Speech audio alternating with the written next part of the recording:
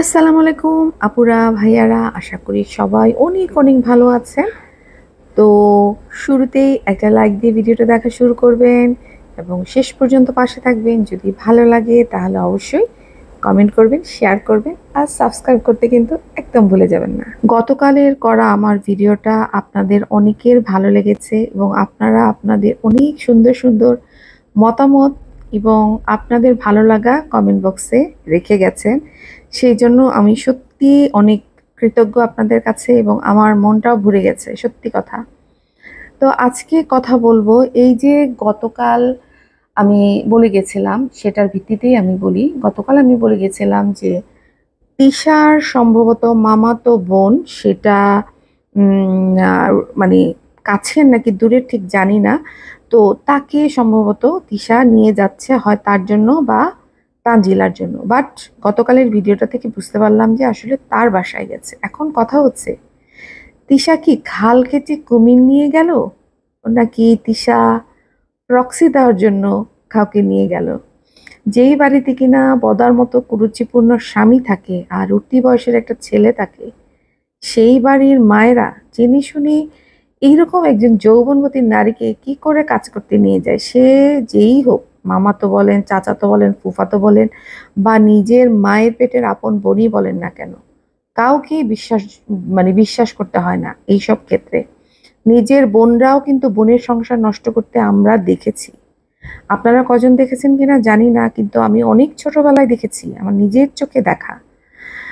তো সেখানে যেখানে নিজের মায়ের পেটের বোন বিশ্বস্ত না, সেখানে মামাতো চাচাতো বোন বিশ্বস্ত হলেও নিজের স্বামী কতটুকু বিশ্বস্ত?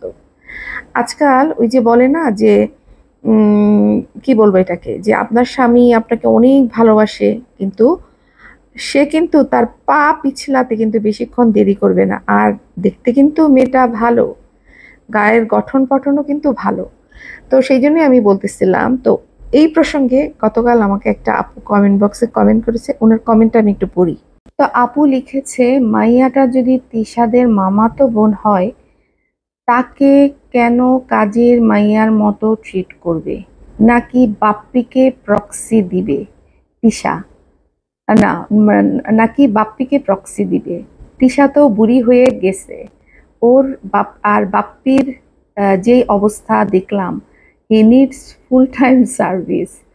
হয়তোবা তিশা ক্যানট, তাই এইরকম একটা জওয়ান মাইয়াকে নিয়ে আসছে। অ্যান্ড তিশা হয়তোবা পারুল খালাকে বিদায় করবে, কারণ পারুল খালা অ্যান্ড তানজিলার চেহারা same to same. People compare with her with Parul খালা। তো আপুর কমেন্টটা কিন্তু একদমই ফেলে দেওয়ার মতো না। আপু কিন্তু খুব সুন্দর কমেন্ট করছে এবং বুঝে শুনেই করছে। এইটার কিন্তু বলা যেতেও পারে। কারণ হয়েছে কি, দেখেন, তিশা কিন্তু ব্যাপারটা হয়ে গেছে, তিশা কিন্তু তার হাজবেন্ডকে লটর পটর করতে দেয়, সেটা আমাদের চোখের সামনেই কিন্তু দেখছি। কারণ লটর পটর করতে না দিলে এই স্বামীকে হয়তো তিশা ধরে রাখতে পারবে না যতদূর আমি কিন্তু অনুমানের ভিত্তিতে বলছি, আমি কিন্তু 100% কনফার্ম হয়ে বলতেছি না। কারণ হচ্ছে যে একটা ওয়াইফের সামনে, সে মূর্খ হোক, সে কালা হোক, সে যে কোনো যে কোনো রকমেরই হোক না কেন, একটা মেয়ে মানুষের কাছে তার স্বামী কিন্তু, স্বামীকে ভালো না বাসলেও কিন্তু সে স্বামীর শেয়ার অন্য কারোর সঙ্গে দিতে চায় না, বা তার স্বামীকে অন্য কারোর সঙ্গে নোংরাভাবে মেলামেশা করা কোনোভাবেই সে পছন্দ করবে না। সেই ক্ষেত্রে তিশার সামনে তিশার হাজবেন্ড বদা অন্য মেয়ে মানুষের সঙ্গে কিন্তু অন্য মেয়ে মানুষ তো বাদই দিলাম, হ্যাঁ, আমাদের মাল্টি নোংরার সাথেই নাকি অবৈধ সম্পর্ক ছিল বদার। এবং সেটা নাকি তিশা এসে অন ক্যামেরায় বলছে, যদিও আমি সেই ভিডিওগুলো দেখি নাই। আবার আরো অনেক কিছুই তিশা অন ক্যামেরায় এসে বলছে। আর আমরা কিন্তু নিজের চোখে দেখা যে বদা নিজের বোন, নিজের সন্তানের মতো বলে মিমের সাথে কি পরিমাণে নোংরামি সে করছে। হ্যাঁ, তো এগুলো তো তিশার চোখের সামনে হয়েছে। তিশা মারামারি মারছে, এগুলো দেখার পরে তিশা তার হাজবেন্ডকে মারছে, কিন্তু মারার পরে কি হয়েছে? বাপ্পি কি ঠিক হয়েছে? হয় নাই, কিন্তু সে কিন্তু সেই আগের জায়গাতেই আছে। এখন কথা হচ্ছে, যেহেতু তিশা বিভিন্নভাবে অসুস্থ, আমরা জানি ওর ওই যে হরমোনাল প্রবলেম আছে, তারপরে ও আসলে জীবনটাকে ও এমনভাবে করে ফেলছে, ও আনন্দের মধ্যে থাকতে চায়। আনন্দ মানে বুঝছেন, সাংসারিক কোনো কাজ থাকবে না, সাংসারিক কোনো ঝামেলা থাকবে না, নাচ গান করবে, নাটক করবে, সোশ্যাল মিডিয়া আর কি কি বলে এটাকে, অ্যাডিক্ট হয়ে গেছে যেটাকে বলা যায়। তো সেক্ষেত্রে প্রক্সি হিসাবে হইতেও পারে, বলা যায় না যে মানে ব্যাপারটা হয়ে গেছে যে আমি পারি না তো কি হয়েছে, আরেকজন তো পারবে স্বামীর শখ মিটাতে। তো যাই হোক, এটা আমরা নোংরাভাবে না বলি, মেয়েটাকে আমার সেরকম মনে হয় নাই। কিন্তু তিশা আর তিশার হাজবেন্ডের মন মানসিকতা অবশ্যই ভালো না। আর আরেকটা জিনিস কিন্তু সত্যি, হাজবেন্ডরা কিন্তু কখনো হাজবেন্ড না, ছেলেরা, হ্যাঁ, কোনো ছেলে কিন্তু বিশ্বস্ত না, কোনো ছেলেকেই বিশ্বাস করা যায় না, ঠিক আছে? কারণ ওদেরকে আল্লাহ ওইভাবেই তৈরি করছে, এটা ওদেরও দোষ নয়, এটা ওদেরকেই তৈরি করছে। ওরা মেয়ে মানুষ দেখলে ওরা নিজেদেরকে কন্ট্রোল করতে পারে না। হ্যাঁ, এখন অনেকে হয়তো এটা শুনে অনেকের মাথা খারাপ হয়ে যাবে, আমাকে গালাগাল করতে আসবে, কিন্তু এইটাই সত্য, এটাই সত্য। তো এখন দেখেন, এটা হচ্ছে একটা বিশাল ব্যাপার যে এই যে তিশা, তিশা কিন্তু অনেক বেলা পর্যন্ত ঘুমায়। আর সেখানে যদি তার স্বামী উঠে ওই মহিলাকে উপরে কিছু হানা দেয়, সেক্ষেত্রে কিন্তু তিশা কিচ্ছু করতে পারবে না, তিশা জানবেও না। এই মেয়ে হয়তো কান্নাকাটি করে বলবে, তারপরে হয়তো তিশা জামাইকে মারধর করবে, আবার কখন কি করবে কেউ কিন্তু জানে না। আবার এমনও হইতে পারে এই মেয়ে হয়তো আস্তে আস্তে বদার প্রতি দুর্বলও হয়ে যেতে পারে, আমরা কিছুই জানি না। এই ব্যাপারে কিন্তু তিশার সতর্ক হওয়া উচিত। তিশার কিন্তু এরকম একটা মেয়েকে নিজের সুখ সুবিধার জন্য নিজেই খাল কেটে কুমির আনা ঠিক হচ্ছে না তিশার। যদিও আমরা তিশাকে পছন্দ করি না, কিন্তু তিশার উচিত যেগুলো ভালো ভালো উপদেশ দেওয়া হচ্ছে সেগুলো নেওয়া। তারপরে কিন্তু আরেকটা জিনিস আপনাদেরকে ভুললে চলবে না, সেখানে হচ্ছে তান। তান কিন্তু বড় হচ্ছে এবং তানের সর্বাঙ্গে কিন্তু যৌবন খেলা করছে। হ্যাঁ, কালকে আমি একজন আমাকে একটা ভিডিও শেয়ার করছে এবং সেখানে আমি দেখলাম যে তানজলের তানের যে চোখের মুখের যে চাহনি, সেটা থেকে বোঝা যাচ্ছে যে ও কিন্তু ওর মধ্যে নাই। তার মানে ওকে খুব সাবধানে রাখতে হবে, ঠিক আছে? ওকে কিন্তু সাবধানে রাখতে হবে, ও কিন্তু একদম অন্যরকম, ওর মধ্যে নেশা, নেশা মানে হয় না যে আহ বাবা মাকে অনেক কিছু করতে দেখে, খালাদের সাথে অনেক কিছু হতে দেখে, ও কিন্তু অনেক কিছু দেখে। আর সবচেয়ে বড় কথা, এই বয়সের ছেলে মেয়েদের মধ্যে কিন্তু অনেক কিছু আসার, ওর মা যেভাবে ওদেরকে অবহেলা করে, যাদেরকে বাবা মা দেখে রাখে তারাও অনেক উল্টাপাল্টা মুভি দেখে বা ইয়ে করে নিজেদেরকে সামাল দিতে পারে না, সেখানে তো ওর মা ওকে রেখে কোথায় কোথায় চলে যায়। তো আপুর কমেন্টটা সত্যি খুবই চোখ খুলে দেওয়ার মতো একটা কমেন্ট, এটা খুব ভালো কমেন্ট করছে। তো আমরা তো দেখতেই থাকবো তিশা কি করে। আর হ্যাঁ, পারুল খালাকে তিশা অবশ্যই বিদায় করতে চায়, কারণ পারুল খালাকে নিয়ে কিন্তু তিশার অনেক চুলকানি আছে, দেখবেন বিভিন্নভাবে কিন্তু সে পারুল খালাকে নিয়ে কথা বলতে চলে আসে যে পারুল খালা তাকে সম্মান করে না। মানে আগে যে আহ, তার শাশুড়ি ছিল, শাশুড়িকে কিন্তু ম্যাডাম ম্যাডাম বলতো, কিন্তু তিশাকে কিন্তু ম্যাডাম ম্যাডাম বলে না, যেটা তিশার ভালো লাগে না, বুঝতে পারছেন? তো সেই কারণে আবার পারুল খালা হচ্ছে সংসারটাকে ভালো রাখার জন্য, মানে সংসার যেভাবে তার শাশুড়ির সঙ্গে থাকছে, যেভাবে সংসারটাকে আগলায় ধরে রাখছে, পারুল খালাও কিন্তু সেভাবে আগলায় ধরে রাখতে চায়। অপচয় বলেন বা অন্যায় কিছু বলেন, পারুল খালা কিন্তু কথা বলে। কিন্তু তিশা তো এই যেগুলি মানতে চায় না, তিশা চায় তিশা যা খুশি তাই করবে, বেলাল্লাপানা করবে, অপচয় করবে, যা খুশি তাই করবে, তাকে যেন কেউ বলতে না পারে। তো সেই জন্য ওই যে ওই মহিলা নিয়ে আসছে মামাতো বোন, কিন্তু মামাতো বোনকে কিন্তু বেশ আনকমফোর্টেবল মনে হয়েছে আমার কাছে। নিজের মামাতো বোনের বাড়ি যাচ্ছে, তাকে কিন্তু খুব একটা মানে ইয়ে মনে হচ্ছে না, মানে তাকে সুখকর মনে হচ্ছে না তার কাছে ব্যাপারটা। তো যাই হোক, এবার আসি যে তিশার আরেকটা জিনিস দেখলাম, সেটা হচ্ছে গিয়ে যে তার ভাই আর মা আর বড় ভাবির সাথে যখন বলতে বসছে, হ্যাঁ, তো বড় ভাবি রীতিমতো চিৎকার চেঁচামেচি করছে যে মানে সে এখন কথা বলতে শিখছে, আগে তো চুপ করে থাকতো, কোনো কথাবার্তা বলতো না, কিন্তু এখন সে কথা বলতে শিখছে। হুম। তো সেখানে বোঝানোর চেষ্টা করলো আসলে খুকি কি করছে, সরি খুকি না, তিশা আসলে খুব বেশি কথা বলতে গিয়ে খুকিকে একটু ছোট করে ফেলছে, কারণ এখানে কমেন্ট বক্সে কিন্তু অনেকেই লিখছে যে খুকি হয়তো বা টাকা দেয় না, কিন্তু খুকি যে পরিশ্রম করে আপনারা আসলে, সেটা হয়তো টাকা দিয়েও শোধ করা যাবে না। মানে খুকি যদি টাকাও দিত কিন্তু এগুলো কিছু না করতো, তখন আপনারা কি করতেন? আপনাদেরকে তখন কে খাওয়াতো? ব্যাপারটা আসলে এইরকম যে এটার কোনো বিকল্প নাই। খুকি যে কাজগুলো করতেছে, এতগুলো মানুষের রান্না বান্না, এতগুলো মানুষকে তার হাজবেন্ড আসলে সকালবেলা উঠে চা খাওয়ায়, তার বিনিময়ে তাকে 1,000 টাকা দিল। এটা কি খুকিকে ছোট করা হয় নাই? আর খুকিকে এটা বোঝে না? খুকিকে দেখলাম যে হইচই করতে করতে অলরেডি একটা ভিডিও নিয়ে আসছে। তো ভিডিওটা দেখবো, দেখার পরে অবশ্যই আপনাদের সাথে শেয়ার করব। এটা অবশ্যই আমার কাছেও খারাপ লাগছে যে বড় ভাবি বড় ভাবির মতো করে করে। বড় ভাবি কিন্তু পরিবারের লোকজনের যে এত ঝামেলা, ঝক্কি ঝামেলা, এগুলো কিন্তু বড় ভাবি মানে শারমিন কিন্তু চাপা শুটকি কিন্তু কখনোই পোহায় না। সমস্ত কিছু পোহাইতে হয় কিন্তু খুকিকে। এই যে এতগুলো মানুষকে আপনি কি মনে করেন যে তিশার বাসায় গেলে এতগুলো মানুষকে তিশা কয়দিন রাখতো? কয়দিন রাখতো? এই সাবিনা আর চাপা শুটকি কয়দিন ছিল?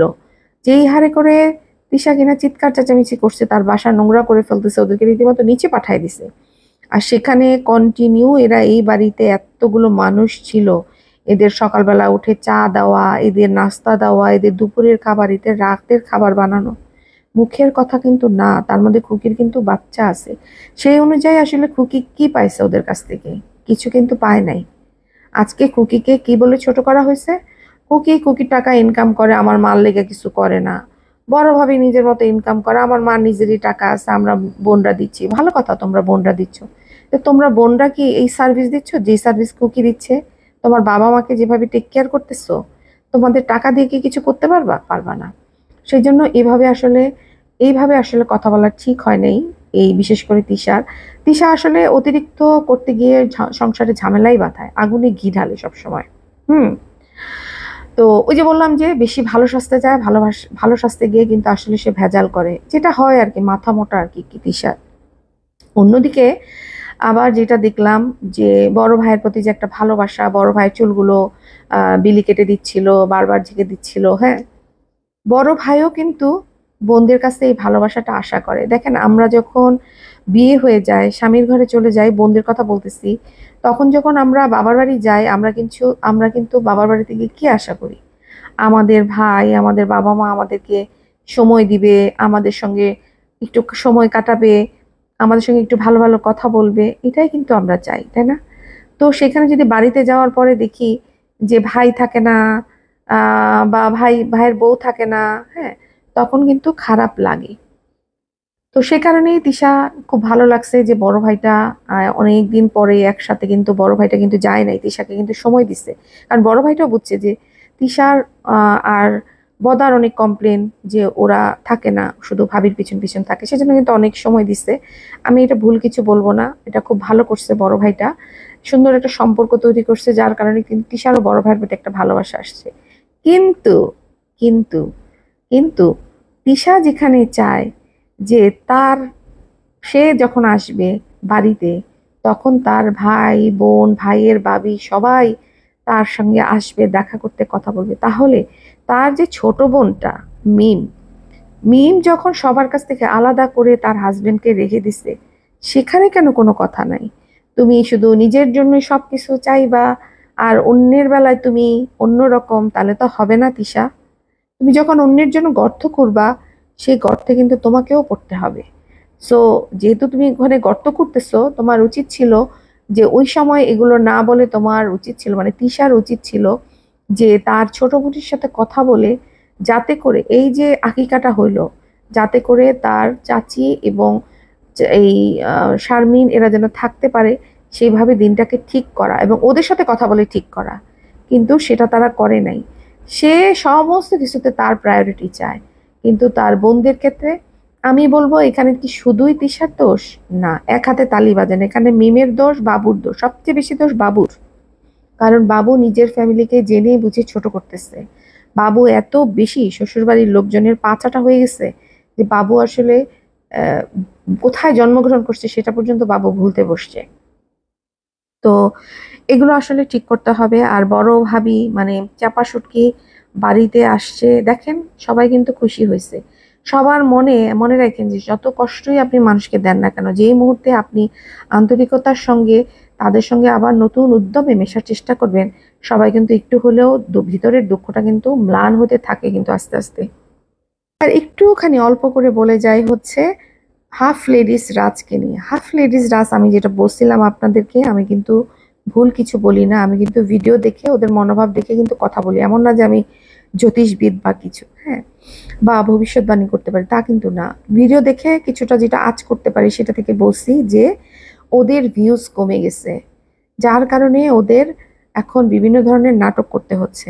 এই যে দেখেন, কালকে কিন্তু নিজের মুখে হাফ লেডিস স্বীকার করছে যে আপনারা আমাদেরকে দেখতে আসেন না, আমাদের এখন মাই আসে না, মাই অসুস্থ দীক্ষা, হ্যাঁ, শারমিনের দাঁত ব্যথা, শারমিন ভিডিও দেয় না, আমরা এখন ওইরকম করে দেখাইতে পারি না। তো ওই যে আমার মানে খোঁচা দিল, কিন্তু সে কিন্তু রীতিমতো খোঁচা দিল ওই পরিবারকে, মানে ওই যে আহ তিশাদের পরিবারকে, যে তাকে বিদায় দিতে আসলাম, হ্যাঁ, সম্বন্ধীকে বিদায় দিতে আসলাম, এগুলো কিন্তু সে সুন্দর করে কি বলে এটাকে, খোঁচা দিল। নিজের নিজের সম্বন্ধীকে খোঁচা দিল, আবার অন্যদিকে নিজের শালাকে, তারপর তিশাদের ফ্যামিলিকে কিন্তু খোঁচা দিল।